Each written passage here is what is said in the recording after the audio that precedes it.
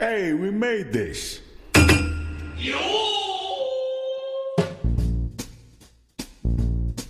It's cold outside, I've been running for miles, helicopter trailing behind.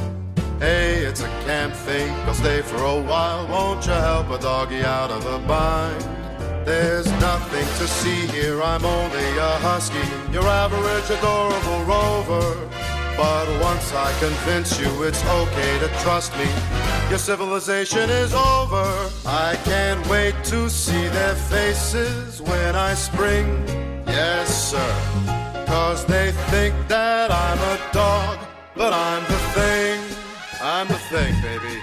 Wilson, at what point would you like to drop the bomb that we're actually doing the thing 1982 and this was just a fucking wind-up to get Rob to play something other than a football sticker album?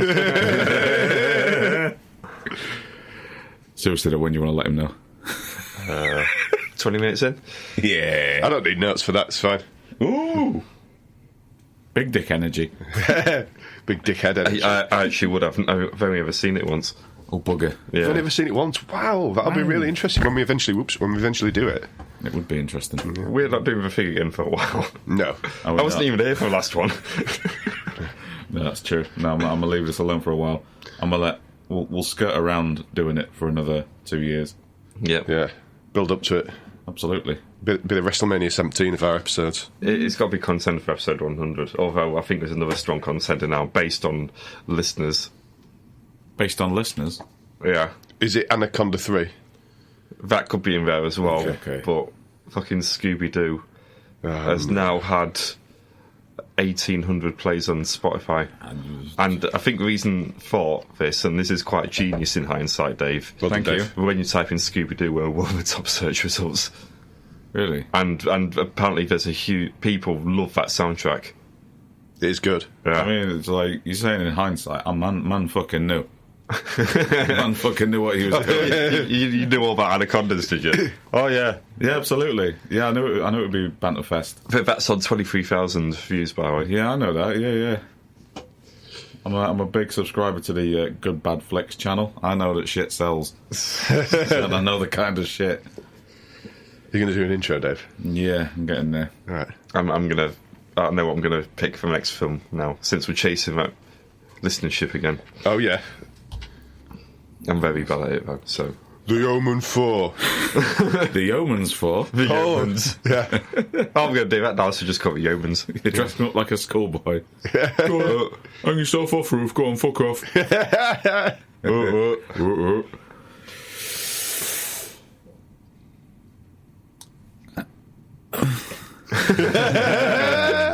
So I'm just sampling all these laughs.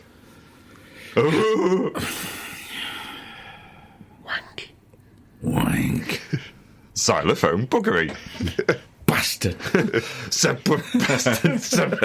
Separate bastard. You know, the Buffy Swearing Keyboard is still up. It's still the pinnacle of the internet. Half the samples are disconnected. Genuinely distraught. Only a few of them work. I hope someone put it on YouTube, like recorded it. Probably. Can resample it. We'll make a new one. Yeah. Hello, and welcome to CineMortuary, your fortnightly, got it right this time, breakdown of all things breaking down. Horror reboots, remakes, sequels, prequels, threequels. Rob, get the fuck off your phone. I'm just Wikipediaing the company that made this project that we're about to talk about. Oh, Vivendi. See what else is it? Yeah, it was Black Label at the time. It was, yeah. I was surprised when I clicked that link. Oh, they didn't die after this. Okay. Continuez, s'il vous plaît, I am listening. Speaking of this, it is 2002's The Thing, brackets VG. What's VG? Is it vagina? Oh. There's not a Thing film in 2002 that's got brackets VG after its title. Does it stand for very good? It better be very good. Well, I think it stands for very good. It stands for video game. Curveball. Here's a swerve. You fucker. Yeah, me fucker.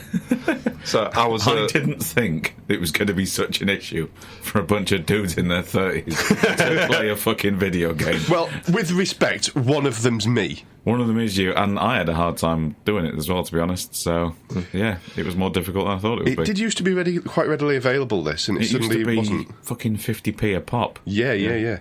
And there was loads of them, but I spent £8 on this for the fucking original Xbox. Yeah, same. I had to pay £8 for PS2. Oh my god, no, that is steep. Yeah. That's the only one I could find in short notice. Yes. At one point, I tried to install a cracked version on my PC, which was in Russian, and then turned my entire computer Russian. If these were the XP days that fucking gag was intended for, I would be fucked. But because it was Windows 10, it basically took a chair shot to the back of the head. It took it 3 days to kind of figure out what the fuck had happened, and then my YouTube captions went back to English. See, this is a problem, Rob. I'm king of the pirates. Yeah, You know? that's it. You are king of the pirates. Free Willy. Yeah, everyone else, it all goes wrong when they do it. Yeah, that's true, Willie. How's your PS2 memory cards working these days? Quite fucked. But yeah, Rob had a good time with it. I unzipped everything as much as possible, trying to get it nice and simple, sent everything over, and it was a politely worded text, but I could see that... Wasn't. It was a politely worded text. Okay. I could just tell that it read fuck off. The subtext was there, Rob. Yeah, so I did done pick that, because I can only do it this once, unless I pick Alien Isolation, and I ain't picking that. No. That game is horrendous. No. Do you want to tell him how still I was? What about we change the wording of the introduction? We are. After your little slipping in Job the Frankenstein introduction about how it might not necessarily be about films, might have to replay it clip. Hello and welcome to CineMortuary, your fortnightly digest of all things horror reboots, remakes, sequels, prequels, threequels, and if you're Desperate enough, canonic sequels in other media forms tie in later on. But you slipped that in there, fully knowing that you were picking that up. Yeah, you preempted it. I've not listened to the did. Frankenstein episode, but Wilson tells me you did. It was very clever. It was very layered. You don't even remember now, but... No, I do remember. Yeah. What, and I took it out? No, it's still in. No, it's still in there, but I mean, you set us up. Oh, I know I did. Fucker. Yeah. We were showing you some respect, Dave. That's what we were doing. Alright, okay. He's not very good at taking compliments, is It's he? not, no. I don't understand what's going on. It's been nice. Did you say you took it out? No. We didn't take anything out. You said you left it in? No, I'm complimenting you on your eye on long-term narratives. Oh, fucking hell, right. We didn't notice when we were didn't know what was recording. going on. We didn't notice what you said when we were recording until we listened to it back. Yeah. It's like Lost, except you followed up on it later on. I did. Yeah, I stuck around after season 1. Fucking polar bears. Yeah. They get answered in the epilogue miniseries afterwards from YouTube. Really? Well, they mentioned them. Oh, okay. I didn't know that. It's just like at the end. Oh, anyway. Yeah. Well, I assume that, just to touch on the subject very briefly, and we'll talk about the thing we're actually here to talk about. Yeah. The thing with the polar bears, I assume, is that the island can move. So at some point it's moved somewhere where there's polar bears have jumped on and then it's moved and like, oh, fucking hell. I think that's what they explained. I think so. Feels I like believe that's- so, yeah. yeah. That seems like it's actually in the law of it, but I'm going to start watching them all over again very shortly. Oh, my 'Cause goodness. It's 10 years since the series finale happened, believe it or not. I always vowed to myself I'd leave it 10 years, and here we are. I'm 32. I'm depressed as fuck. I'm going to watch it. Time to rewatch Lost. Yeah. I mean, it is pretty fantastic, the first 3 series. Oh, yeah, first 3, solid. After that, the 4th one's kind of like, I'm on the 5th one at the moment, and it's what I might like to call a little messy. Yeah, when they discover fast travel, it's there. Yeah. Quick, go to the other side of the island. Boom. Oh. Okay. All right. There we go. Anyway, the Thing video game. Thingadee. Yes. Thingadee. I don't know why I picked it, other than that it finally answers one of horror cinema's most amazing questions, which is, was Child's the thing or not? Yep. Answers that pretty early on, doesn't it? Pretty early doors, yeah. Answers no. No, he wasn't. He was a human man. He was a human. But no longer. No longer. He's dead. And completely C4'd, thanks to us, after the first level. Yep. Yes. If you made it past there, Rob. I completed this game. I think it's the best video game ever made, apart from GTA 3, which is obviously the best video game ever made. What's your opinion on level 6? Level 6, one of my least favourite levels, to be honest with you. I like the fact that we're going with a bang in the first couple of levels, and then things kind of plateau a little bit when we get more into the science side of the narrative. It goes a little bit too Resident Evil for my liking, with the bad professor man who tries to weaponise it and becomes immune to it. Yep. And towards the end we get a bit more action and a nice cameo. See, when I was a kid and I was lying to my mum about taking money out of her purse, that's the kind of story I would have. But is it not also roughly what happens narrative-wise in this game? Pretty much. Yeah, you just took about 45 minutes of our content there. Yeah. I was level 7. Fucking nightmare. I was level 8. Fucking nightmare. I was level 10. Fucking nightmare.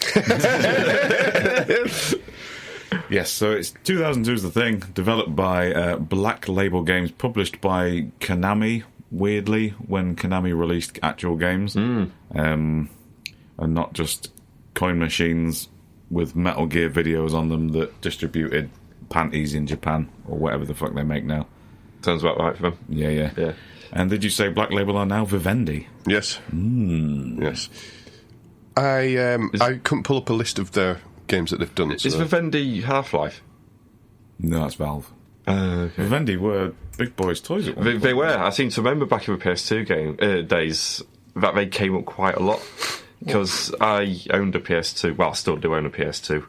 Well, you made Vivendi. And I seem to remember they made a lot of quite big boy bollocks sort of games. I don't remember the Thing being a thing though.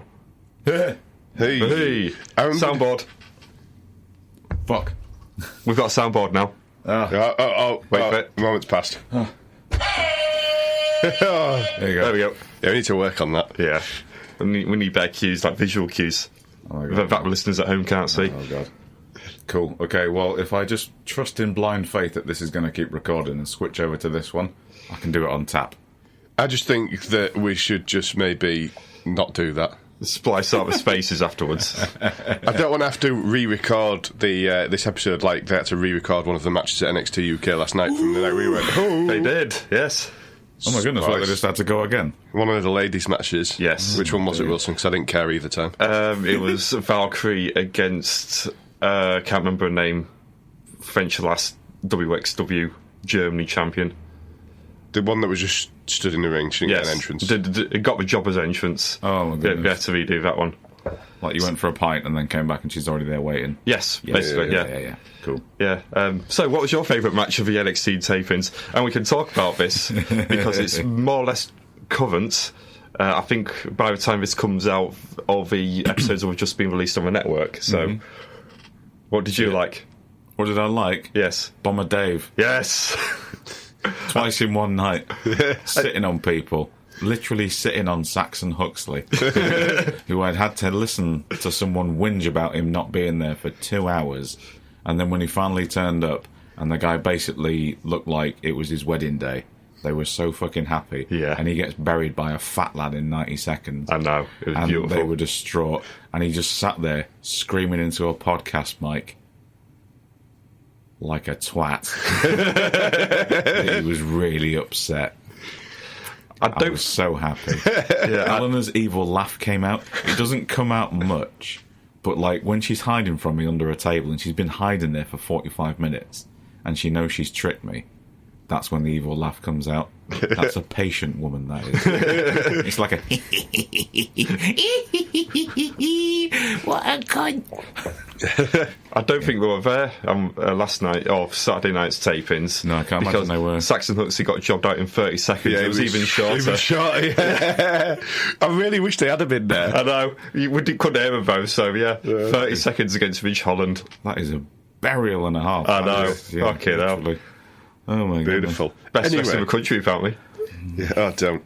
Anyway, so tell me more about Black Label games that became Vivendi, Dave. Contextualise me with their brilliance. I don't know about the look. It doesn't actually tell me what they've made. Okay, so they're great though. I'm pretty sure they were Big Dick Energy back in the 90s and early 2000s. Yeah, I'm pretty sure. I just can't recall anything we ever did. Then they went and they decided to do mobile games. Right. Like most of them. Mobile games is pretty much certain burial. Right, okay. Got Like, you. you'll keep working, but no one knows who the fuck you are. Yeah, Like yeah. Saxon Huxley. Like, Oh. yeah. So it's got some big names behind it, to be fair, and it did sell pretty fucking well back in the day, which Yeah. explains why, circa 1 year ago there were so many copies knocking around in CEX. Yeah. Okay, I think I found some of their games. Oh my goodness. And one of them ties in beautifully Oh. to a previous thing that we've done here. Scooby-Doo and something. No, The Mummy Returns. Oh. That was them. And 50 Cent Bulletproof. Was one of theirs. Actually, fair fucks to them. They put a lot of effort into that one. Yeah. Like, it's terrible, but at the same time, like Bad Boys 2 terrible. They tried. And Dark Angel. So yeah, anyway, Yeah. I have played that one. That one is gash. Yeah. So, the thing to know off the bat about the Thing video game is that it is set immediately after the John Carpenter film. It is. It is a follow straight on rather than just a follow on. An approved canonical one. Yeah. So in the order, we've had Before the Thing with 2011. Yeah. We've got that thing in the middle that we don't like to talk about. And then we've got this, which is set afterwards. Yeah, definitely. And just to bring everyone up to speed, we all played it on different formats Yes. Yes, that's for right. what we could actually get. Yes. So I played it Xbox original, and it did keep asking me if I wanted to make a new save file, but there's a hard drive in there, so absolutely there's like 150 saves on that fucking thing now, because I saved every 5 seconds. Rob, what did you play it on? I played it on a weird link on the computer that you sent me. So you played it on a Windows PC? Yes. Yeah, PC computer. Yes, computer. Yes. Computer. Cool. Well, Wilson? My PlayStation 2, which, as a result of this game, I mean, the memory card had blown anyway, so everything I played here, I had to do it in one go on one Saturday night, which at least said didn't complete the game. And it sounds like my PS2 is about to explode at any minute now as well, so... I mean, it is almost 20 years old in all fairness to it, but fucking hell. They don't make consoles to last these days, do they? I mean, they literally don't. No, That's they it. absolutely don't. No. Correct. That's impressive. Respect to you for trying it without a memory card, dude. Well, I saw on YouTube, like, a walkthrough. It was, like, 4 hours long, so I thought, oh, it can't be that hard. Like, 3 hours later, I'm still on level 4, just like, okay. Yeah. This is a bit difficult. So with this game, I was expecting like a first-person shooter, sort of like an Alien Resurrection for the PS1 sort of deal. Yep. But no, it's more of a puzzler. Oh, it certainly seemed like it those early stages. Yeah. I mean, it must be a different time in gaming where you have to look on a website which describes everything that's going on and what you have to do. Yes. And the way it's written, it's like, oh, it's really obvious what you've got to do. Then, oh yeah, you've got to go do this thing, then do that thing. Like, well, there's literally no indication how to do this thing. All the massive text file walkthroughs that I was looking at were either on IGN's fucking archive bin or Game FAQs. Yep. Which is where you find all the old shit. And it's that kind of early 2000s walkthrough writing where you just know that fella has been in that game a hell of a long time. Yes. But it just writes it to us like a level as a single paragraph. Go over there, get the key that you can't see because it's too fucking dark. Go back to the door, pop through, have a waz. Yep. Yeah. Go on the computer. Oh, by the way, there's 4 computers. I'm not going to say which computer. Go on the computer. Just go on the computer. Yeah. It'll be all right. Yep. Yeah. Helpful little tips were involved though, like there's a weapon select menu. Goodness. I spent most of the game running backwards, toggling through my weapons. I never got the controls. So there's a left side with all like your inventory, and then there's a right side as well with like further inventory, with like guns and all that lot. And I couldn't actually establish which side gets you what you want. And it was tricky. There's a weapons menu that comes up, and then the middle button on that takes you to your items. Yeah. Which then, when you go back to your main control scheme, the weapons make sense. But you're just kind of walking around holding a fire extinguisher if you've got it selected. Yeah. And I'm so used to like the A or X button being used like an object, but it's reversed. Yeah. It's really irritating. So I just walk up to a door to try and open it, and just then like flopping a grenade out because you wouldn't hold it. You hold it down to cook the grenade and throw it further. But like I'd have a team of guys with me, and I just kind of walk up to this door like, yeah, the thing's inside. Let's fuck them up, boys. And then instead of going for the door handle, I just drop a grenade on the floor. Like, why did you do this? I mean, the buttons are wrong, man. I'm on fire. Yeah, I was hoping for more a like time splitters going nice off. Yeah, you press the R button and then for weapon changes, that's all you need to do instead of fucking about. Yeah. This game reminded me a lot of Middle Management because as well as managing all that, like you've got a crew of people that you have to fucking idiots. You are HR. So like, there is a lot of admin involved. There is, yes. I'm really not happy with my job. Here, I have a flamethrower. Oh, thank you, mate. Yeah. Just don't try and open a door with a flamethrower in your hand. It's a really bad idea. Oh god. Cool. So it's only defined by expectations of what this game was going to be. I just thought I was going to shoot a load of aliens for 3 hours. Yeah, which thankfully is sort of not the case. Like, the game really wants to be the thing, but when you make it to the halfway point, you realise that the game also needs to be a game. And like someone who was giving them money said, you need to kill more shit. Yes. It gets all a bit Half-Life and some humans turn up and then the guy from X-Files turns up. And that's the thing. At the stage I got to, I killed maybe 2 things in that whole thing, yeah. Which I feel is how the game should have been, ultimately. Because those first few levels are fucking nails.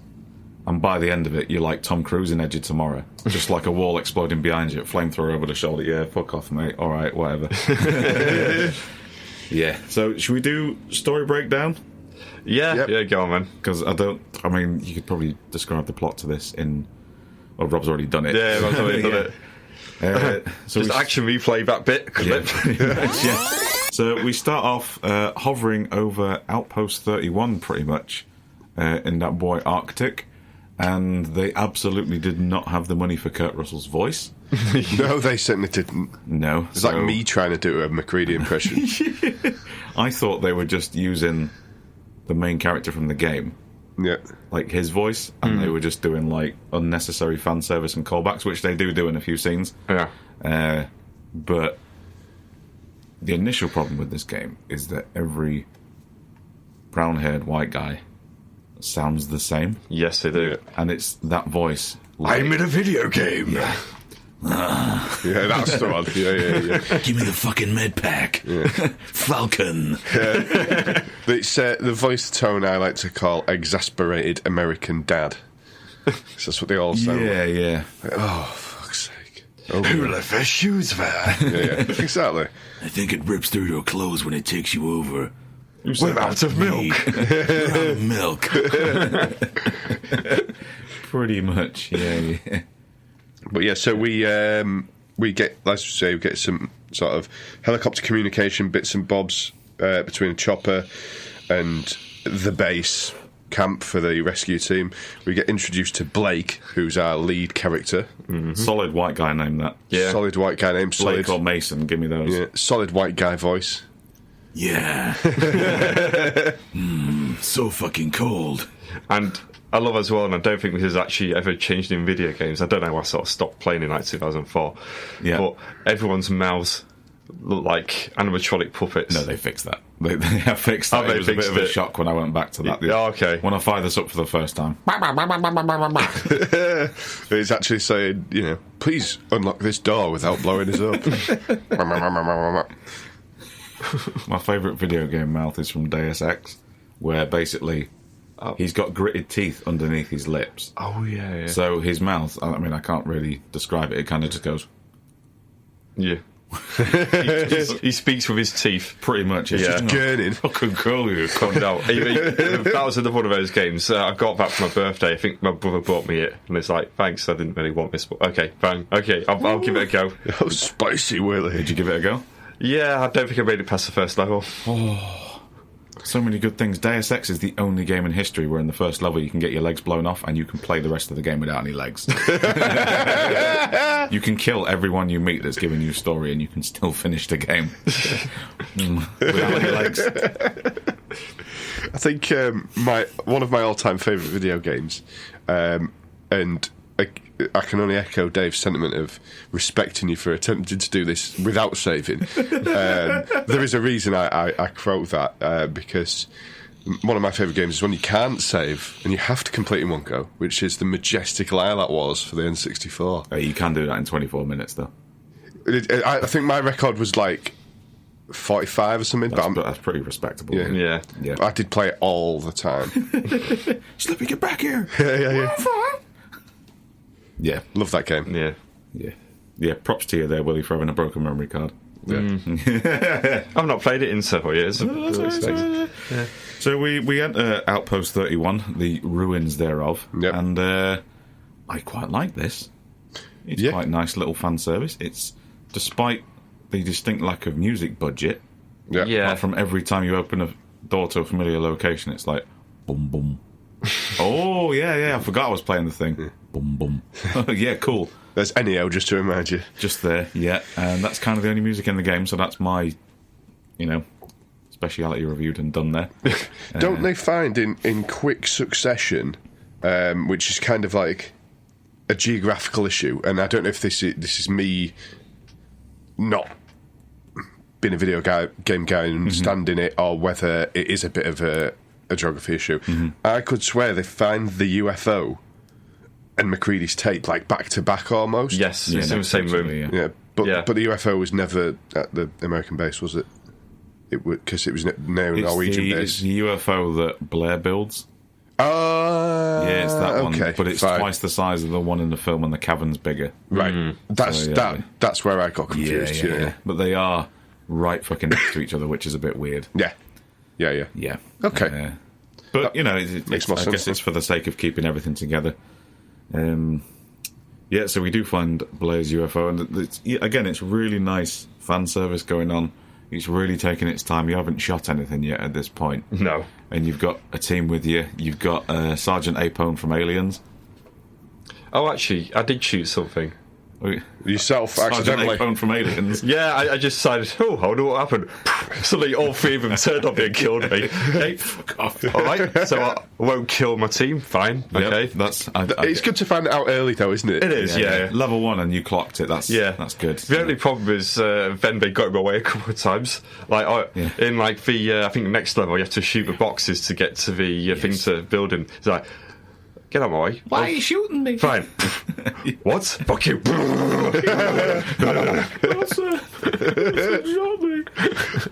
So, yes, as we're exploring Outpost 31, we were 10 minutes in and immediately elicited me, I think the entire building heard me shout, "Oh, you cheap bastard fucking game."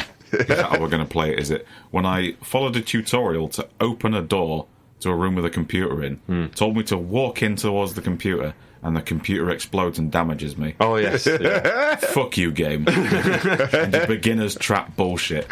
Fuck that shit. Stand on the crates. Oh, the crates have got bombs in. You got to learn how to use the relic packs. Yeah, so that... you do. You got to learn how to fucking save them as well. Yeah. So this took me an exponentially long time to figure out, as you can probably imagine. You can only imagine what happened to me here. And I'm playing on PC as well, which has never been my first form. All the buttons. I'm just there like, what the fuck? I died. I must have died 6 times, maybe. In the first level? The bit where the fucking computer blows up. Oh, Jesus Christ. Did you put your head through the fucking thing? No, because I couldn't figure out how to heal myself for ages. I just keep walking back to the computer. Oh, I wonder what this does now. Because I didn't realise I could heal myself the first 3 times. It doesn't help. There's two item select menus, and and I should also point out, if you go outside, you also have like a hypothermia bar, which slowly starts dropping, and that is a cunt in the last couple of levels. Oh my god! Why all these other guys? I can't just steal their clothes and keep them. I don't know. Yeah, your team just stuff like.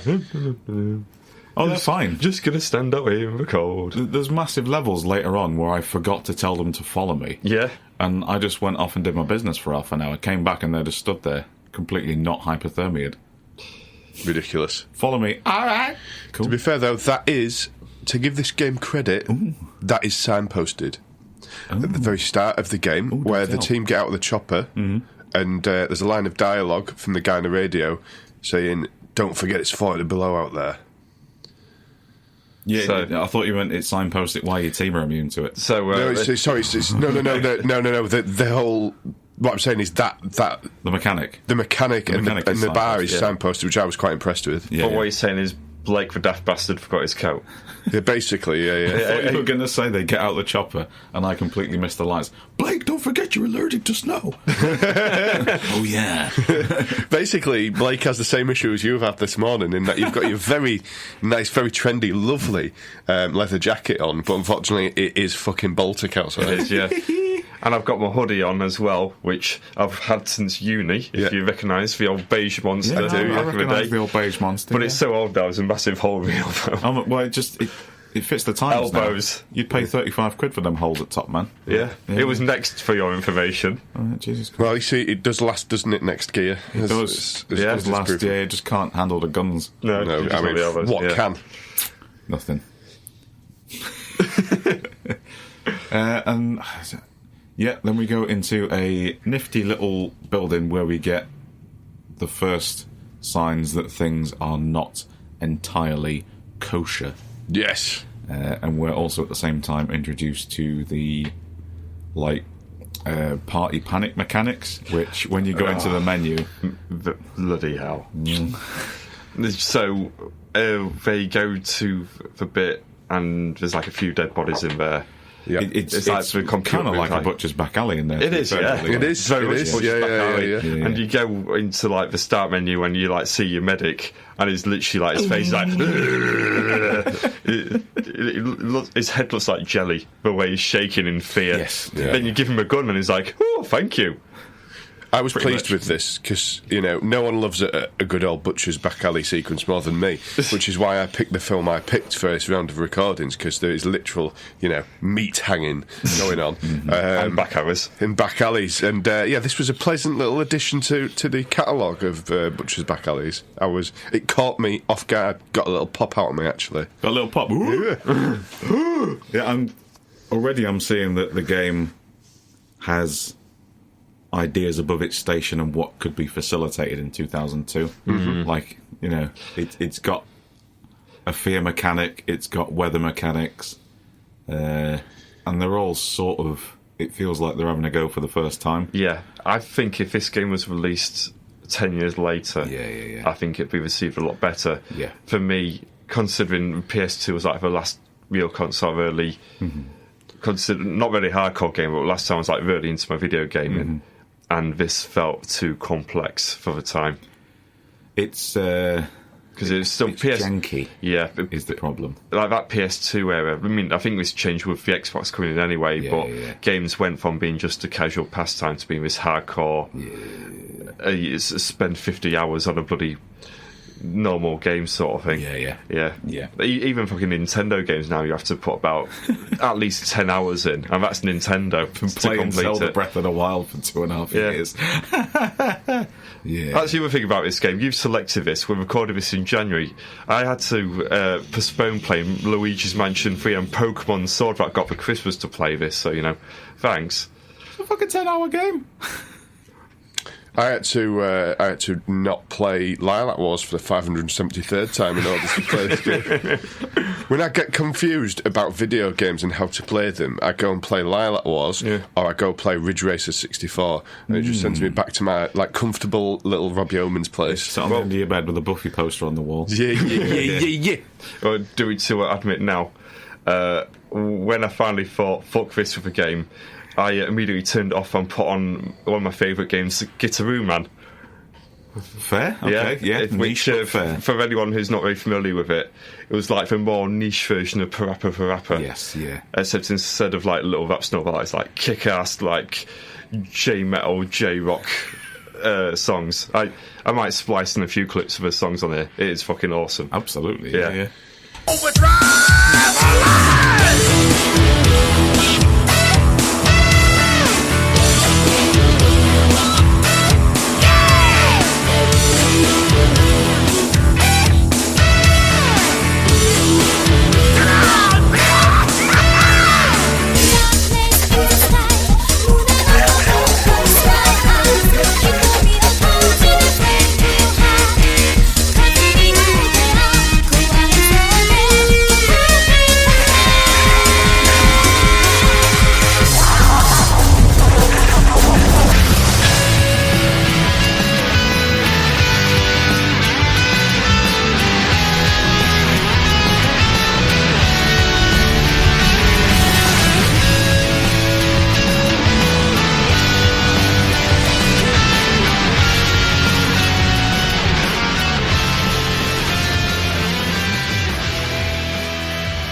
I had to do it before my PS2 finally broke, so... I mean, yeah, you got to get one more. You got to get one more run in there. It's last dying breath. Do we find Charles's body next? We do, yes. So this answers one of the great questions, doesn't it? It does. He was a human. He was human. And Kurt Russell sat there and watched him die. Yeah, a little bit hard from Kurt Russell, I think, there. A little bit, yeah. But where did he end up? Well, who knows? Who knows? Find out next week on The Thing. Boom, boom. Boom, boom. Side note. Ooh. If Amazon Prime or Netflix executives are listening, which I'm sure they will be, fucking, in the words of Dave Bautista, give me what I want, which is a fucking 6 or 7 part limited run series TV adaptation of The Thing. Absolutely. Yeah. Give me what I want. Yeah, definitely. What you really, really want. Yeah. I want a fucking shit Kurt Russell cameo. Just the one. Yeah. I want him to cameo as a helicopter pilot at the start. Mm-hmm. Give a knowing look to the guy playing actual McCready. And then fly off. I think set it in the 80s and have him in there for 45 seconds with de-aging technology, with a hat, with his sunglasses on, sat down and not moving. Yeah. That's the only time it works. Yeah. But definitely have him in there and set it in the 80s. Have some kids on bikes in the Arctic, that'll sell it. Yeah.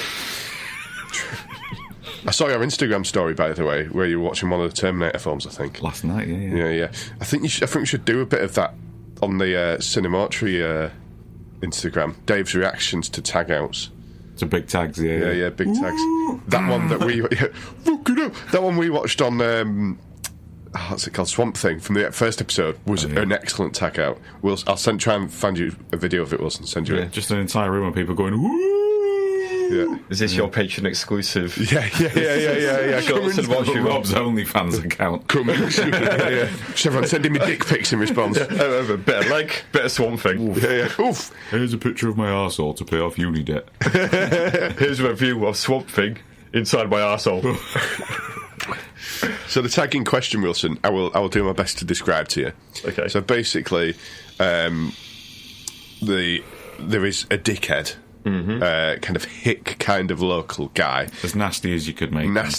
Make him, the cliche. Think Hills Have Eyes kind of back butt fucking tosser, basically. And he's chasing one of our main characters into an abandoned house in the swamp. It's a kiddie wink, isn't it? A kiddie wink, exactly, yeah. He's basically trying to kill a child, is what he's trying to do. Which is not okay. Yeah, it's not okay. No, and not cool. Swamp Thing appears swampy, and he's still very confused because he's recently become Swamp Thing. And he basically, like... He can... in Terminator 2, where the bad robot, whatever it's called, can make Robert Patrick, can make knives with his hands. Yes. He can reform. So Swamp Thing can do that as well, and he basically impales the guy, doesn't he? He fires through all these branches that impale this guy, pull him out of the little house thing up into the air, and then just rips him into a million pieces. Giblets everywhere. Such a good kill. Very satisfying stuff. Big fan of that. We should finish that at some point. We should. We need to see that, and we need to see Bad Boys 3. I know, yeah. Onlyfans.com/CineMortuary. Yeah. If you want to see Dave without a beanie on, go to our OnlyFans. That'll be £500 a month subscription. Top tier, obviously. Yeah, that is god tier, isn't it? Right, as we approach 46 minutes in, level 2. Yeah. What happens in level 2? This is where we're running around again. Have we still got 3 guys with us? I think we lose them in a minute. They're going to get on a chopper, and then he's going to find Pierce, I believe. Yes. Because is this where we have to go around rigging C4 and stuff like that? Second level. No, we've rigged the C4. That's first level. Right. Oh, is that the cutscene at the end of the first level? Yeah, that's right. Second level is where with the electric fence. That's the one. Yeah. Inexplicably by yourself now. Yeah. And you've got to get a whole new bunch of monkeys to join you. My favourite party member is in this level. It's just clueless Texas man that is clearly still wearing a nappy. Just loses his shit in a room. Oh God, we're gonna die! And then you walk through a door and you can't see the dead bodies anymore. Actually, I'm okay. Brilliant. So fickle, these Texans. So fickle. So then, do we kind of reach the point where he is off in a helicopter to the Norwegian camp or whatever it is? Yes, it is. I think it is the Norwegian camp he's at now. Yeah. I think so, yeah. Because the cutscenes in this are kind of weird because you have like one level where you're playing for what feels like an eternity. Yeah. And it's not just because you're shit like me. It's because it's quite puzzle based, like you've said. It's quite long. Yeah. And then you'll do like one thing, like open a door, and there'll be a cutscene, and then you'll wait another half an hour, 45 minutes of gameplay time before you get another one. It's breadcrumb storytelling sort of thing. Yeah. And your cutscenes, usually, unless they've got people talking in, are pretty much you walking through a door. Yeah. And while you're in cutscenes, I'll point out you are still fucking vulnerable to being attacked, which is cheap bastard fucking game. Yeah. You'll walk through a door and then immediately just stop, just mute animation, and then the camera pans through some corridors to show you how fucked you're about to get. Yes, that's generally what it does at the start of the game. It's like, oh, look at all this horde fucking shit we've dumped on you. Enjoy that. Oh, brilliant, I'm trapped in a room. Thank you for that. I still don't know how the game works. So you're bumming about the Norwegian outpost, and there's a nice little bit of fan service where you see that big boy block of ice. Mm-hmm. That's quite nice. And eventually you make it to... You get inside a facility, and you encounter another survivor with a flamethrower. Is that correct? Yeah, that's Yes. Pierce. This is Pierce. Pierce. Yeah. Yes, that's right. He's paranoid as fucking holding a flamethrower. Yeah. Don't come any closer. Oh, please let me come closer. I'm not the thing. You are the thing. Yeah, it makes him take the test, doesn't he? You can take the test. Yeah, and he's not that. He's not the thing. No. This is quite right. At this point, we start to get into one of the tropes of this game, which I found fucking hilarious. So basically, from this point onwards, the game can be best described as a video game adaptation of the two knobhead cops from Wes Craven's fucking Last House on the Left, where basically what happens over the course of the entire rest of the time at this Norwegian camp, it's Blake finding and losing people and then getting annoyed. Yeah, pretty much. It's like Keystone Cops. Yes. Yeah. Sometimes losing them between levels, which is really fucking frustrating. Right, here's flamethrower, don't drop it. Right, here's massive fucking grenade launcher, please do not lose this. Right, okay, we're going to go through this door, we're going to fuck these motherfuckers up, let's go. And you go through the door. Oh. Where's he gone? Where'd he gone? Which way did he go? Oh, you bastard! So, yeah, you do get Pierce on side, and there's a really, really cool reveal of one of the first walker things, because at this point you've just shot little head crabs, basically, from Half-Life. And you go to a window, and unless, like me, I'm fucking paranoid in horror games and I close all doors behind me. get real comfy with them opening door mechanics. When you're not blowing yourself up with a grenade. Yeah, basically. So many. Another computer. You're just exploring, you're trying to pick up some items, and then from outside one of the windows there's a walker thing approaching. And again, it's janky animation, but it's the first time you see it, and you're kind of like, what? This game's really clunky, I don't know if I can fight that. I can barely fucking stay alive and not blow myself up. Yeah. But it couldn't get in the door. So I don't know whether it crept up and fucked you guys at the arse, but... Yeah, I mean, obviously more than once, because you're talking to me. You know? Yeah. I'll be honest with you. It's the same here, it's just like, Yeah, I kind of like... took a little break around about this point because I was getting fucking quite angry, like I get when I'm not very good at something, and I didn't want to break my laptop because it is actually my living. So I thought, right, I'll just take a little breather. So I came back to it about a day or so later after this. This is fair enough. Yeah. This is about as far as I got. Really? Yeah. Okay. That was it for me. Cool. Yeah. Don't worry, I've watched the cutscenes. I can still take that's that. all good. Yeah. So. Yeah, once you got Pierce on side, and he's got a big old flamethrower, that's a good sign. Yep. The walker things start to break through the walls, through the doors. Yeah. Everything's kicking off. Nice to see that, because video game walls back then, unless it was Red Faction, a wall was a wall. That wall wasn't going anywhere. No. And these guys can actually break through the wall. Which is pretty unsettling when there's no save points around. Yep. Yeah. Or rather, you can see a save point behind a locked door. Cunts. Yeah. Where's the key? Oh, it's attached to that thing, probably. Yeah. Great. That's a kill it first. Yes, or a key in a dark corner you can't see. Yeah. Now, my strategy at this point was thinking, right, I can shoot. I'm not entirely sure about these guys. So I gave them both flame weapons, and I gave myself the machine gun. So the mechanic is you need to whittle the bigger things down, and then you need to set them on fire to finish them. Yep. Which is absolutely fine. But these guys with fucking flamethrowers was horrendous. You just stood there like... It was me running backwards, watching them panicking in the distance, slowly going out of focus as like the draw distance vanishes. Like, okay, guys, with a thing running after me.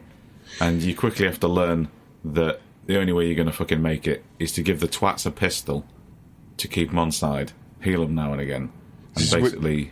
This is Williams, isn't it, that we meet? Yes. Just before this, because he basically tries to get help. Blake tries to get help from him, and then he says, "No, fuck it, I'm not up for this unless you kill all these things." Yeah, that's the one. Yeah, and he helps minimally. Yes. Again, it's like middle management, isn't it? I don't want to do it. This is my job description. Like, fine, okay. Basically, I'll do it. A fucking fetch quest. This is World of Warcraft shit. This is. It is. Kill 3 boars, and you can have my shoes. Excellent. Thank you, Williams. I'm gonna do that real quick for you. So I learned pretty early on, and the game became so much easier after this, was to just use the weapon switch menu because it pauses the game. So you whittle everything down with your blam blams and your grenades when you're not blowing yourself up, and then switch to flamethrower. And also accidentally discovered if you set the floor on fire in a doorway, the things will just kind of run up to it, get a bit worried by fire, and then disappear around the corner. Yeah. Okay. So if you ever get completely fucked up in this game, you can just set the floor on fire, and they'll just stand there staring at you. I mean, I set the floor on fire loads in this game. Usually when I was trying to open the door with a flamethrower in my hand. Yeah. Oh! Going to... Ooh, toasty. Oh, just drop my keys. There's my keys. Tie my shoelace. Fuck! So is this the bit now where Pierce says that he's infected and asks Blake to kill him in the cutscenes? Or is that a little bit further on? That's in the radio tower, I think. Right, I kind of stopped playing round about here. I played the bit with the shooting loads of the things, enjoyed that, and then I kind of ran out of time a little bit. You basically... You go to this is just before that, you go to a shed and you discover that the 2 people that you're with at this point, you take the thing test on yourself, and you're absolutely fine, and you take it, you make another guy do the thing test, and he turns into one of the things, but also another guy that you're with turns into a thing as well. So the 2 people you've been with the whole time were them things. Right. And it's up to you and this boy you've just met to fuck them up. Yeah. Shank him. Yep, shank them and torch them. Very good. It's the first demo of that mechanic, which is where anyone in your party at any point can be the thing. Not very well implemented. I tried reloading several times, and at certain points, every time I went down a flight of stairs, they would always turn into the fucking thing. Right. Sometimes I would leave them in a toilet by themselves so they wouldn't get touched by the thing enemies. Yeah. So it was always going to happen. It was always going to be a Vince Russo swerve, regardless of the result. Bullshit. Yeah. One of those like God mechanics. You can do whatever you want, and it'll turn out in a different ways. But it's not. No, it's always going to lead you down to that same fucking path. Isn't it? I think there's minor characters that will transform when they need to. Yeah. But when you need an engineer, because the game will, just end if your engineer dies at certain points. Bullshit. If you've managed to get the engineer all the way through the level with you and you've got a boss fight or something, it's like, nah, I don't really want you to... We've not programmed the boss very well, so you can't have a dude in there with you. Like, no. Oh, fine, okay. Oh, he's the thing now. Oh. Great. Alright, cool. It's a really nice idea to put this in, but like you say, if it was made 10 years later, it would work. They would have had a better grip on it, and you would have been able to make more decisions and more strategies to help them avoid it being the thing. But I think it's a linear story, isn't it? There's not it's not going to go in different directions depending on what you do. Pretty much, yeah. You read the back of the box and it says anyone in your party at any point can be a thing, revolutionary trust system, and then you go through the first door in the game and it's cheap bullshit exploding computer, and you think, I don't think you know how to program this. No. But I'm on board either way. That's the thing, all like that team management's a bit bollocks early at this stage. I mean, I can see what we're going for, but it's like, well, it doesn't matter what I do, does it? Not really. No. To scoot along slightly, just because I'm aware that we're quite a long way from the end still. Yes. What are the So Pierce gets infected, or thinks he is, asks Blake to kill him. Blake says no, so Pierce tags himself out. He does. Like my dad used to say, if you want something done right, you gotta do it yourself. No! Which I thought was quite nicely done.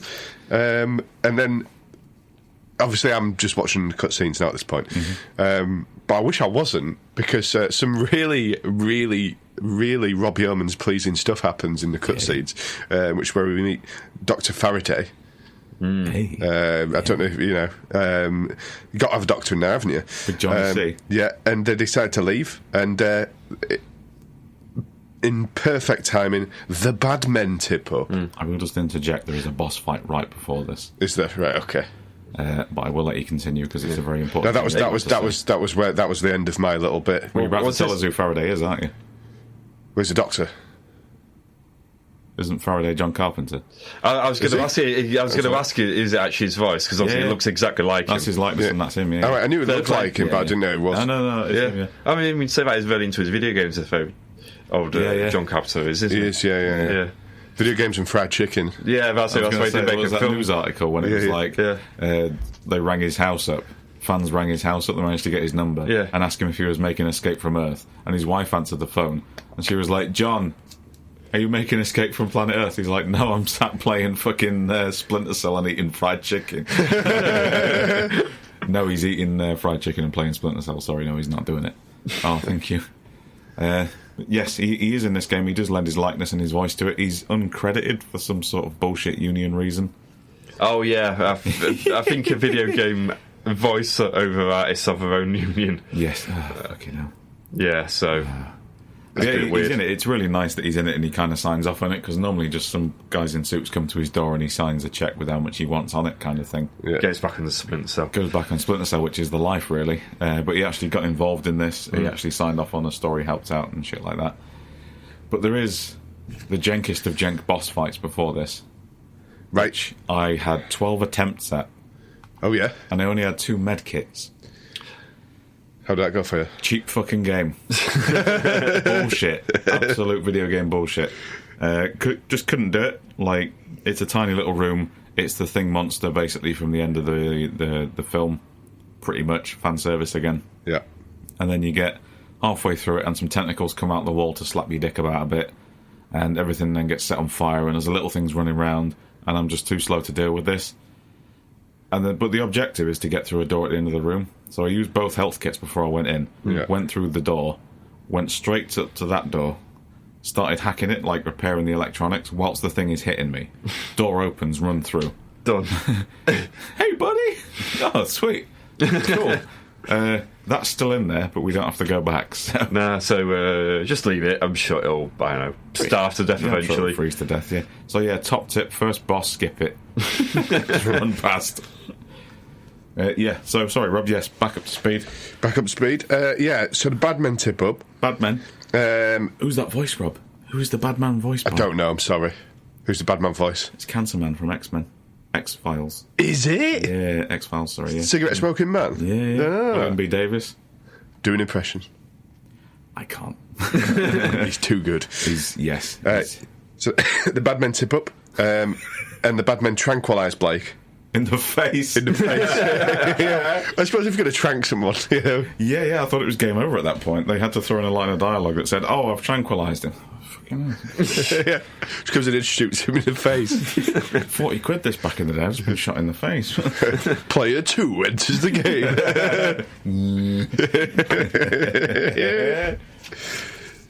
Yeah, it is what it is. It kind of, for me, turns into Poundland Resident Evil for quite a while now. Yeah, the gear shift is quite dramatic at this point. Yeah. I do like this next level where you wake up in the laboratory. Yep. Okay. And Big Johnny C gets shot in the back by Willie Davis because we knew that was going to happen. Yeah. We also discover that Willie Davis has been testing thing cells on himself. Yeah. And they're testing all kinds of organisms in this laboratory. Yeah. And video game logic, they just leave you unshackled, not restrained, not sedated on a bed so that you can get up and put 3 or 4 wires back together and get back out of the facility. So your cliche moment of the week is any of those two things. being tied down but not really, and the guy trying the bad thing on himself and becoming the bad thing as a result. It's all very video gaming at this point. Yes. If I'd walked around and started collecting audio diaries of people talking about testing the thing on themselves, and then eventually someone's having a religious experience, it would basically be any Aliens game. I think they've come from heaven or hell. We must worship them. And it's just blurred text where they get killed. But there are computer terminals around that kind of do tastefully done, helpful information. Apart from the ones that say, I've lost my key, I think it's in this room. That's a bit shit. I really like this level because you don't have any guns, and straight away as soon as you leave the big room there's a big boy walker thing monster, and you pretty much have to play Benny Hill with locking it indoors. So the first time it comes out, it chases you run around a table. The only thing that can defeat the thing is a table, obviously. I am the table. And you run out and you lock it in the room, and because it's got no line of sight with you anymore, it just kind of stops like just stands in the middle of the room. Nice. You get one boy out of the other room, he's now on your team. You then have to lock him in another room so he doesn't fucking hurt himself. Let the thing out in the big room, then lock the thing in the small shower room. And then it spent the entire level just looking at me angrily through the glass. Like when you leave your dog at home and you go to work. What the fuck? So far, you've not actually killed any of these things. You've just run around and run away. Run around, locked them in rooms, Get in there, twat. It's more of a pacifist statement that's been made here, really, than anything. Yeah. Live and let live. They're living creatures too, you know. I bet Blake is doing veganuary. Veganuary. Yes. Yeah. Fucking dry January, fucking knobs. Just drink responsibly, or in Wilson's case, not at all year round. Be like me, don't be like me. Don't give it Barry Big Bollocks, go to the pub for 3 weeks in December, thinking you're a fucking top drinker, and then have to spend a month not drinking in order to recover from it. Yep, fair. Learn pub etiquette.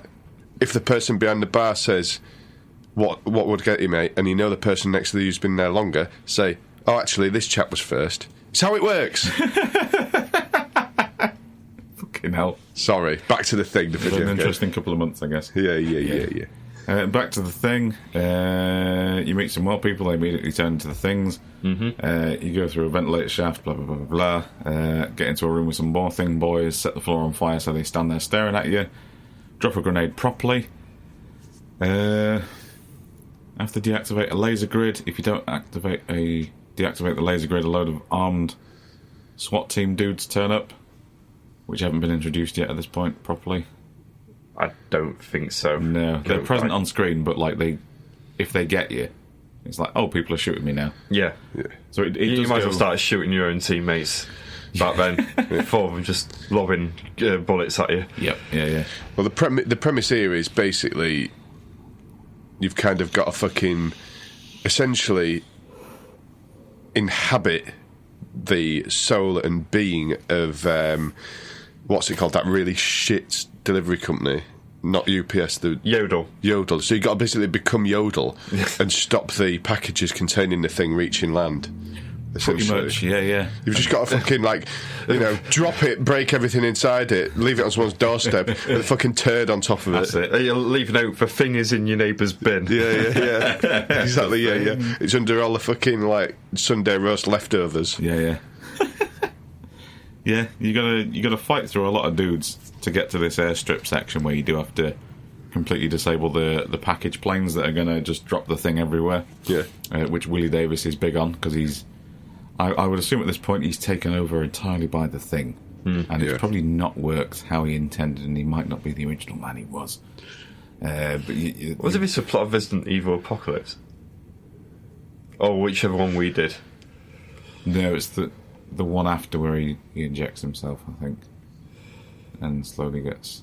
It's definitely the plot of a Resident Evil. I'm sure we've reviewed this. Yeah. Yeah, you've got to turn a lot of bodies cold in this section. And there's a lot of cheap fucking game respawns where you close all the doors behind you, You leave the room, and then like 4 guys will appear in a closed-off corridor. Hello, we've been here the whole time.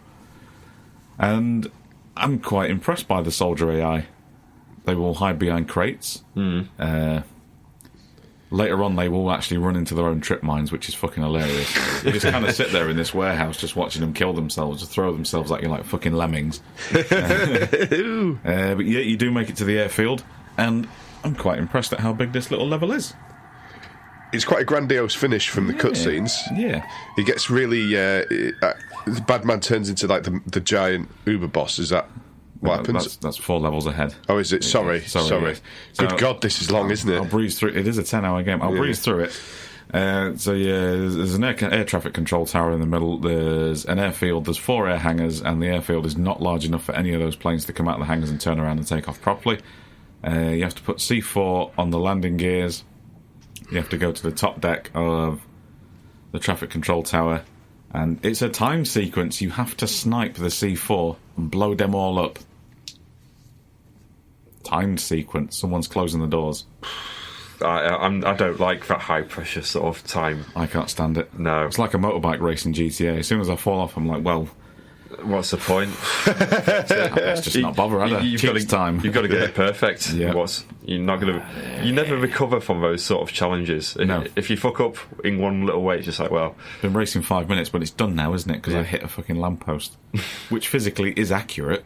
Yeah. But yes, fuck this. It needs to be made a little easier, perhaps, for fools like me to play. Fools. Shit like Ragamuffins. Shit like this is why I don't play video games. Do you know what I mean? Oh, man. Because for me, the point of a video game is it should be constructed for you to succeed and get some kind of release or enjoyment out of your success. Absolutely not a Castlevania fan, then. Absolutely not. And this things like this they don't exist for you to enjoy as a form of entertainment. They exist to fucking piss you off. Cheap fucking game. I think it was Dara O'Brien that said on that Charlie Brooker show, video games are the only form of media that will deny you content if you're not good enough. Yes. You can read a book if you're stupid. You can still physically read it. You might not understand it, yeah. You don't know what's going on. You can watch a film and you might not understand what the fuck is going on, but at least you will get to the end. Video game is completely different, isn't it? Yeah. There's just been so many video games over years that I've never seen lots of, because I'm just like, well, I can't. It's a bit hard. Can't be bothered. Yeah. You've got to do something else instead. I did have to push myself to keep playing beyond this point. Partly because I knew I was the only fucker that was going to actually play through it. Did you seriously think that we were going to get that far? No, not at all. I said, I was saying to Lee at the shop, I said, Wilson probably made it to level 5. Yeah, it was level 5. Rob has probably concocted some bizarre bullshit to get around it. Like he's paid a fucking intern to sit and play it while he makes notes. If I was at work, I would have legitimately probably done that. Yeah, definitely. So, where'd you go? Yeah, now we have to go through a mine. Like, we have to go through... Oh, yeah, cheap fucking game. An underground facility where you get to the bottom and then have to fight your way back up and out. And everything is exploding. And the only way to not lose all your health through this is to just really slowly walk and wait for scripted events to blow up in front of you. Right. And again, it's Tom Cruise Edge of Tomorrow syndrome, where you're running through a corridor and you know that a door is going to explode open in front of you and hurt you. So you half a second before, you just move to the right, it explodes, fire goes past you. All these enemy soldiers are like, what the fuck? Oh my god! You fight your way back up through, go up a lift, you're out in the Arctic again. There's about 75,000 armed men waiting for you. At which point I discovered I had a grenade launcher in my inventory. I didn't know I had that, with 45 rounds in it. Ooh. Giblets. I can imagine your reaction to that. Ooh. Delicious. He's over there, get him. Don't come over here, you cunt, seriously. And the sniper rifle, goodness me, giblets. So many head pops with these gormless gas masks. Like, what was that? What was that? Run towards it, quick. Just, so many exploding heads. So much filth. So much red snow. Yeah, good stuff. You go through, you meet Willie B. Davis, you try and set him on fire, and he stands there delivering kind of like a monotone monologue whilst he's on fire. Classic PS2 video game, this. I'm on. Oh, yeah, this really stood out to me. Yeah. All the fire going on, and everyone overreacting around him, and he's clearly there. They've got him for 3 hours, they've paid him. Yeah, he's got a coffee on the go, sort of thing. Really blasé about the fact he's on fire, which I enjoyed. I get what they're going for there. The fire doesn't hurt him because he's so thingified. Yeah. Like, fire don't hurt me no more. Yeah. But it's the fact that the fire is louder than his dialogue. So Blake's kind of stood there like, what? Right. Okay. Maybe if you had him record his lines over a phone and it was 2002, so it's like one of those shitty Siemens brick phones. So we Just waiting in traffic to go and shoot the X-Files. Hide all like the cars beeping behind and everything like that. Like, we should do it in this studio here when we have ambulances behind us, just cover it all in fire. Yes, absolutely. Although with the Hot Fuzz episode, I ain't taking those sirens out. Well, no, of course not. All those sirens, I thought, have I already put those in? Am I an amnesiac? No, those are real sirens. Okay, cool. So we fight through the snow some more, and then we get to Willie B. Davis again, and what do you know it, he's a giant, massive fucking thing. Yeah. Yeah. Big old thing. Big boy. Big tank. Thingy. Big ting. Yeah, big tank. So this bit here, when he turns into the big tank thing, reminded me of when you're watching the Royal Rumble, and it's full of like fucking Kalisto and fucking Gentleman Jack Gallagher or whatever, and then all of a sudden fucking Brock Lesnar comes out. It's like, right, okay. Limbs everywhere. Yes. Or just like a little Big Show run before he accidentally eliminates himself. Yeah. I love it when the Big Show accidentally eliminates himself, and then he cries on the Just outside. looks a little bit...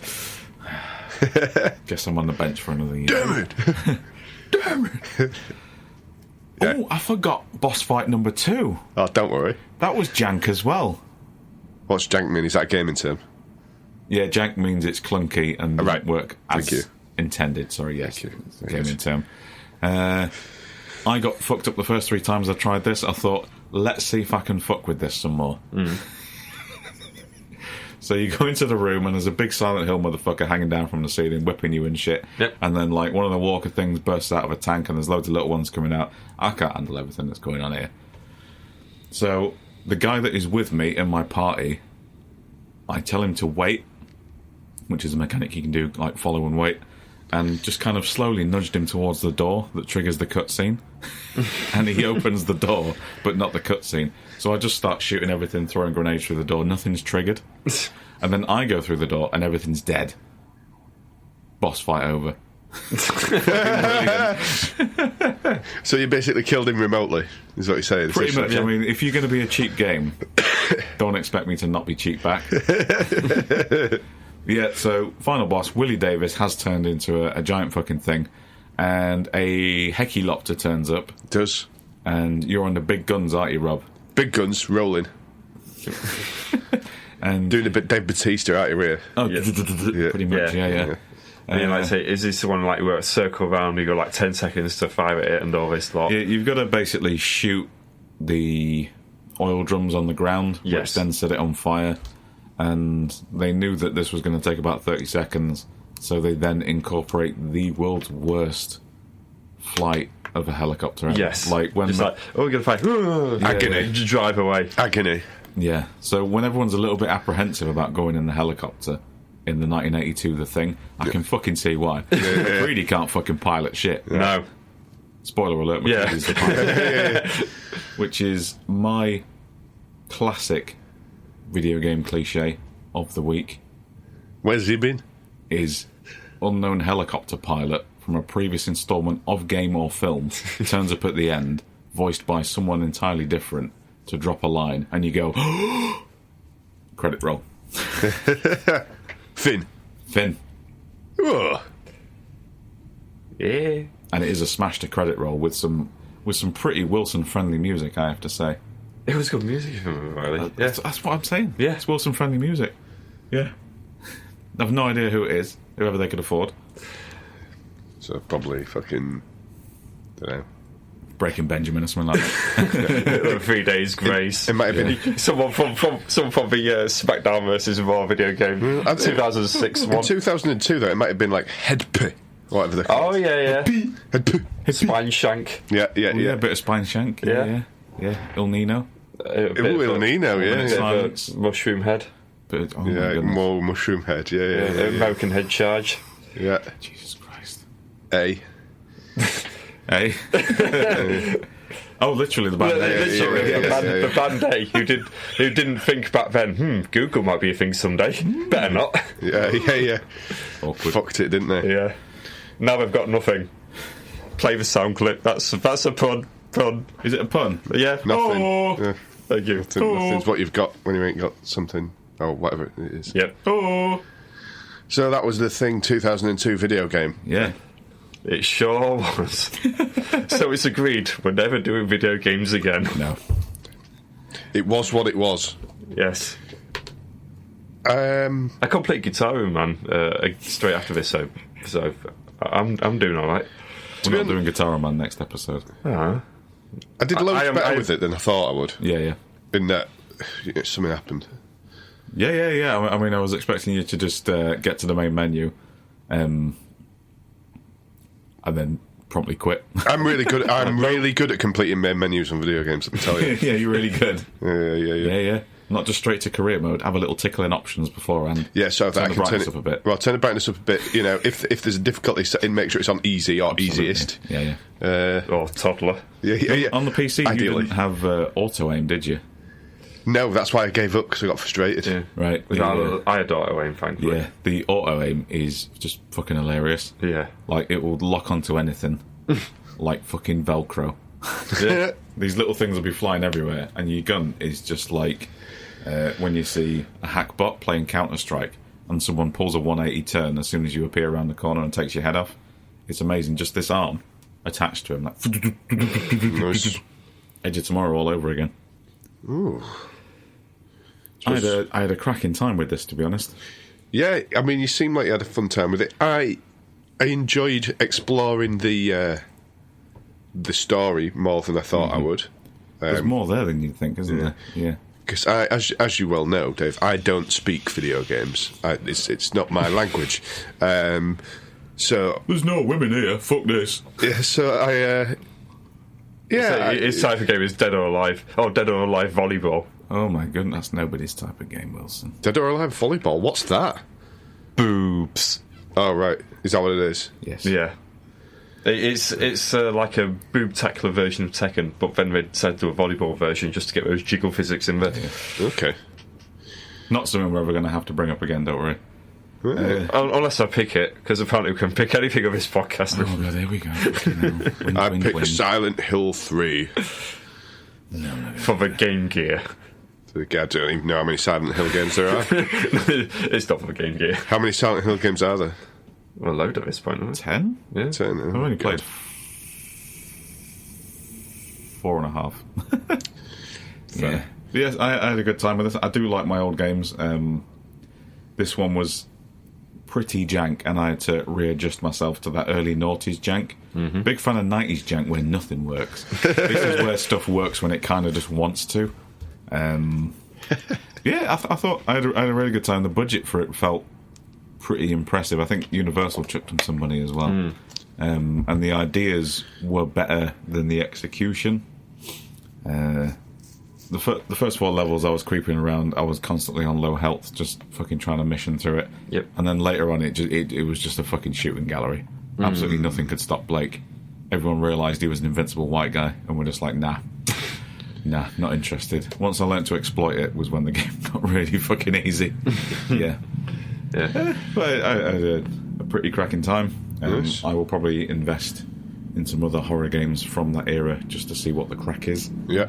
Learn new control schemes all over again. Blow myself up when trying to read a document all over again. That's got Patreon material written all over it, hasn't it? does, Dave's side quest. Yep. Poundland survival horror games. Yeah. Patreon.com/CineMortuary. I'll just come round and film Dave getting increasingly frustrated with like cliches of video games and janky shit. Absolutely, yeah. Oh, my character's an amnesiac. I said, and if he does that naked, then onlyfans.com. Onlyfans.com. I will sit there in my boxers and eat pizza whilst playing games. If that's going to pay Wilson's petrol. We've got to do it. He just walks in every now and again in a gimp mask. Have you paid my petrol yet? No, Wilson. Is now the time to mention they still owes me 3 NXT UK tickets? Oh, Well, you cash actually. Hey.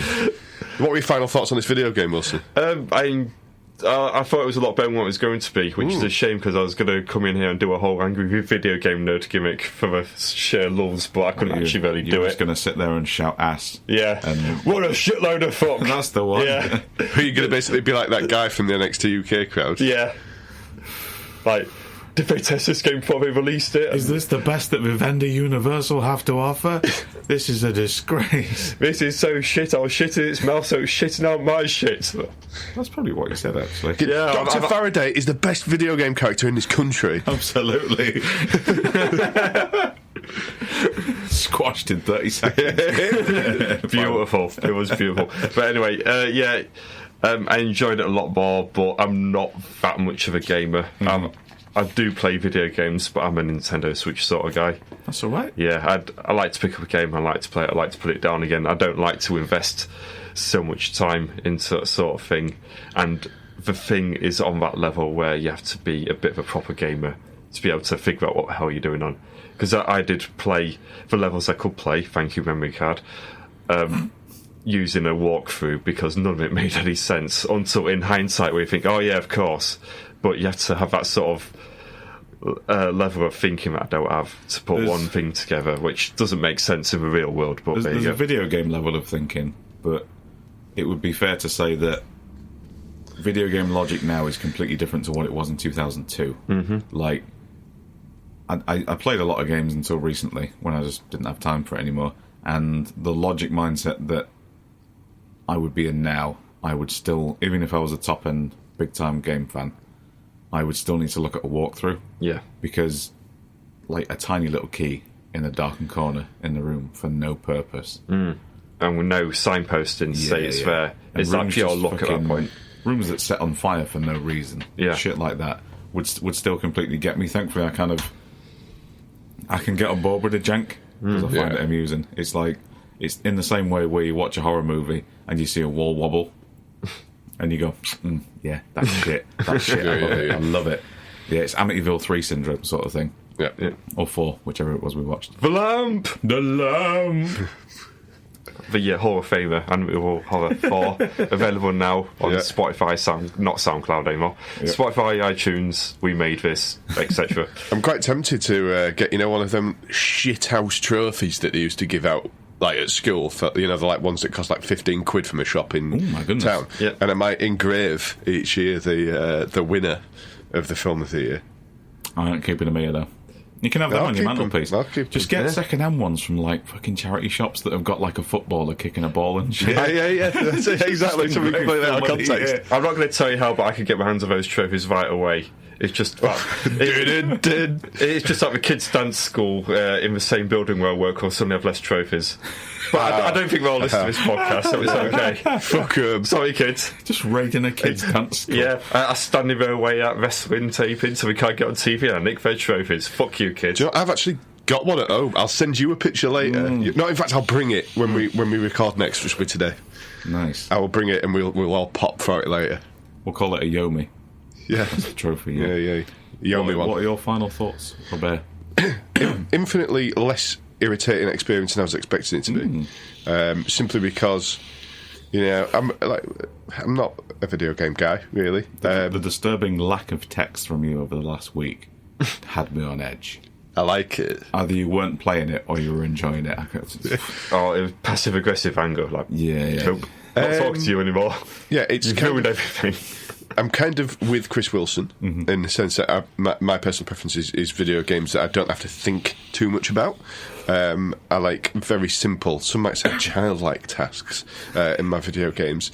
I like, I like racing games. I like things that are fairly simple and that I can get behind without having to think about it too much. That's fair enough. With the exception of some of the classics, like GoldenEye, for example. You know, you can't not like that kind of... Yeah, that sort of thing's very straightforward, though. You don't have to think, oh, you have to do this to do that. It says, find the key, it's in there, and there's basically massive arrow pointing to it. There's a lot of guesswork. Yeah, I guess that's why. Yeah, that's why I guess games like GoldenEye are so popular. Yes, accessible for the plebs like me. And me. Yeah. To be fair, I sell GoldenEye on a daily basis, and I just don't tell people that it's impossible to play as an adult. As a kid, you remember being the absolute fucking don at that game. I've tried playing it several times over the last few years. It is fucking impossible to play. Because now we're older, our reaction times are... No, it's just that whole one-stick mechanic. Oh, right, yeah, of course. Naturally, you want a second stick. Yeah, I get that. But it's just... Because you hold on to and then you have to aim it that way, don't you? Instead of like to do the like the micro aiming thing. Yeah. But it kind of flaps about like you're dismissing a waiter. Like, no, fuck off. Yeah. Just fuck off. Yeah. So, shit and popcorn then maybe. I guess I don't know how we metric this.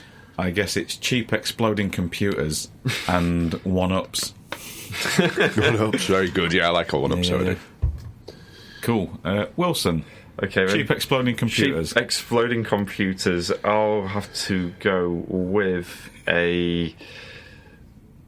I'll say a 5 because it's not that turdy. There's a lot of things in there, as we have said, that sort of trials for what later computer games are doing, like with the other people in your team and all that shit. They've not perfected it yet.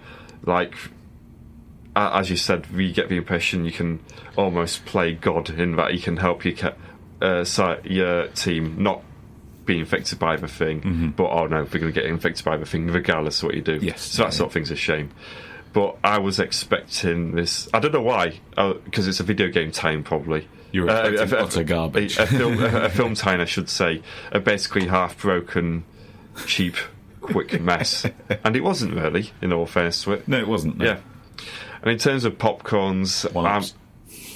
in terms of one-ups, I'll have to go with a 5 because I didn't get very far in. And I suspect, even with a memory card, I don't think I would have got much further. No.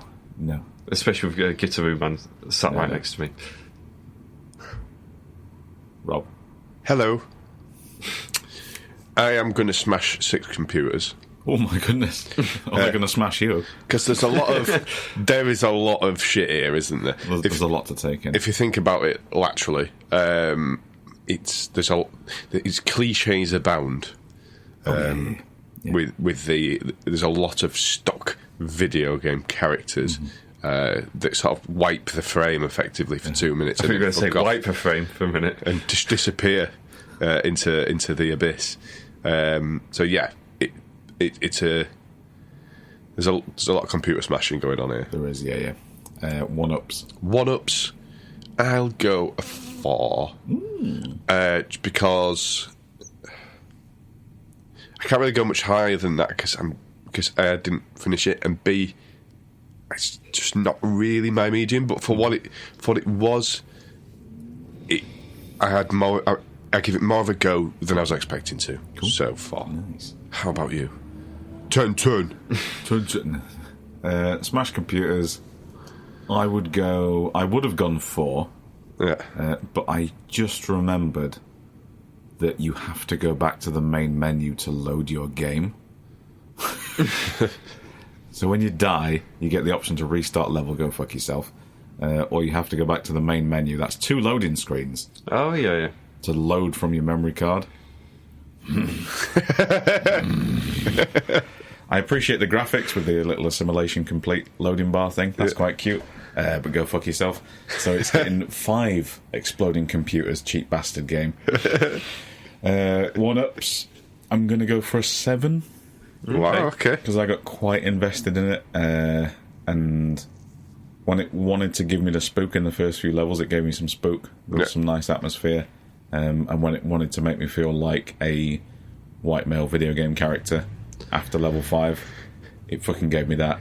In spades. It was carnage. That one-handed shotgun. Oh, oof. Goodness me. So Filth. 5 and a 7, please. There you go. Cool. And that takes us to that point where we announce what is next. Chris Wilson's in the chair next, isn't it? Is it Chris Wilson? It is. I think you should take a blood test. Hooray! Go and get your dick out. Oh my god! That's huge. It's 6 foot long and covered in boils and tumours. Well, that's definitely Wilson. Just put that desk in too. From a sheer weight, like. So next on CineMortuary, we're going to review a straight-to-TV film. Marvellous. Yes, it is a remake of 1951, I think was the year. It was. For Attack of a 50-Foot Woman. So this is the 1993 HBO version of Attack of a 50-Foot Woman, starring Daryl Hannah and one of the Baldwins. We'll figure out which one it is in the next episode. So that's my choice. I thought my previous choice was a dick move. Well, yeah. Was that some sort of feminist pun, or...? No, but I'm sure this coming film has a few. Yes? Yes. Did Neil Blomkamp write them? They're very on the nose. We've got double Baldwins back to back for our next 2 episodes, because there's a Baldwin in my pick as well. Is there? Yes, but we will come to that. Who is he? It's Niche Baldwin. Or is it Niche Baldwin? That's all right then. I thought I'd watched the wrong film. Niche Baldwin, who's also in Independence Day. Very niche. Who is he in Independence Day? He's the so in Independence Day, when they figure out that Area 51's actually hiding the aliens, and they go to see it, and the crazy scientist guy's there, and there's a military dude who asks if the glass is bulletproof, and he says no, sir, and then they shoot the glass. Oh, that guy, gotcha, is a Baldwin, and that guy is in my pick. Okay. That is the poorest of the genetic line of Baldwin. He's bottom boy of the Baldwins. The bottom Baldwin. Yeah. So yes, Attack of a 50-Foot Woman. Good choice, next Wilson. time on CineMortuary. So it is bye-bye from Rob. Bye, Dave. It is bye-bye from me. Bye-bye. It is bye-bye from Chris.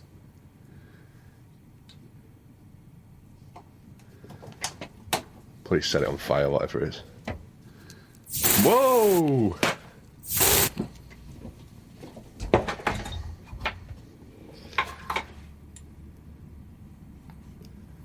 I'm intrigued to see what he's doing here.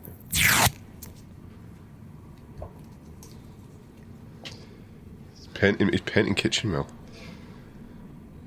It finally happened. He lost his mind. That is premium kitchen roller. Yeah. I wonder what he's painting. I can't see from here. I think he's writing a word. I should probably say the word, but I feel like I don't want to cut him off now.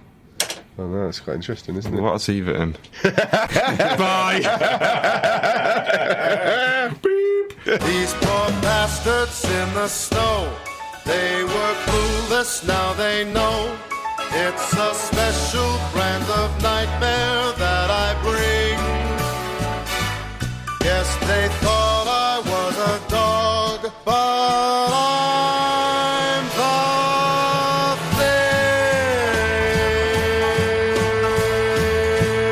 thing. Previously on the We Made This network. Observing the pattern. See, I can't really belong to the X-Files because until this year I had not seen the X-Files. Okay. And it's because my dad got my mum the box set, and so while I was studying, because I've just wrapped up my masters, that as I was studying and doing everything, they'd always have it on in the background. Okay. And so I'd catch episodes, and then I fully watched an episode that I'd heard about called The Modern Prometheus, or The Postmodern Prometheus, which is the black and white episode, and it still has one of the best endings. I know it's a very good episode. Yeah. Oh, it's the happiest happy ending, and it actually made me like Cher, which is a bit of a feat. Pick a disc. And I think what happened was that a lot of the majority of the electronic stuff was done by Tom Morello. He sent it across, and I think that Gibbard would overdub the guitars and the vocals into it. onto it, and I think they would then mix and master it with, I think, Jenny Lewis from Rilo Kiley doing backing vocals, and any other instrumentalists. I can't remember off the top of my head who else was involved. I know that Jenny Lewis definitely was involved. And then there is another female vocalist as well, but I can't remember. Another Hollow Mine. Without a mouse. I don't think he's as good as Dennis Quaid. No. He's not charming. No, Dennis Quaid has that likeability. Yeah. You can imagine him being a dad. He has that, oh shucks, I've got a cowboy hat, I sort of don't know what I'm doing, but I'll bumble through it sort of charm. Yeah. Whereas this guy is just a bit slightly aggressive, I'd say. He did have another child, but they're currently rolled up in a carpet in his cupboard. Yeah. Like, this is the kind of vibe he's giving off. Check out all of these shows on the We Made This podcast network.